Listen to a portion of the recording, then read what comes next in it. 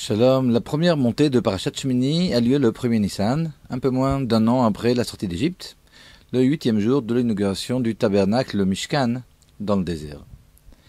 7 jours durant, du 23 au 29 Adar, Moshe Rabbeinu fut celui qui apporta les sacrifices au Mishkan et remplit de fait le rôle de Kohen. Il veilla parallèlement à préparer Aaron et ses fils aux travaux du Mishkan. Notre Sidra commence donc le 8e jour, jour de l'intronisation d'Aaron et de ses fils comme Kohanim. Aaron remplit alors pour la première fois le rôle de Kohen Gadol, le grand pontife.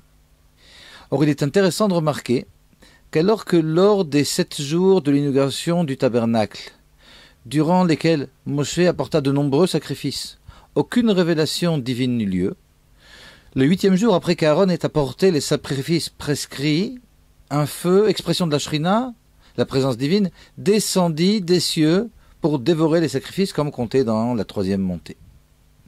On comprend ici que le travail de Moshe Rabbeinu et celui d'Aaron se complètent. L'un sans l'autre ne suffit pas.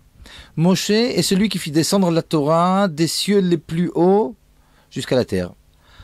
Or, cette Torah doit maintenant pénétrer dans les cœurs et c'est là qu'intervient Aaron. Aaron est l'homme de terrain, l'homme de l'amour, celui qui sait préparer les cœurs au dévoilement divin. C'est donc après son action uniquement que le feu divin put descendre ici-bas. Le dévoilement de la Shrina ici-bas nécessite d'une part un travail de haut en bas, celui amorcé par Moshe Rabbeinu, donc qui apporta la Torah au monde. D'autre part, un mouvement de bas en haut, une élévation effectuée par le travail d'Aaron Cohen. L'enseignement à tirer de ce passage est le suivant. L'étude de la Torah est certes l'occupation la plus noble qui existe. Or, celle-ci ne suffit cependant pas au dévoilement de la Shrina dans notre vie et dans notre foyer. Ce dévoilement de la Shrina nécessite en effet que l'on s'occupe d'autrui, que l'on soit sensible aux besoins de notre entourage.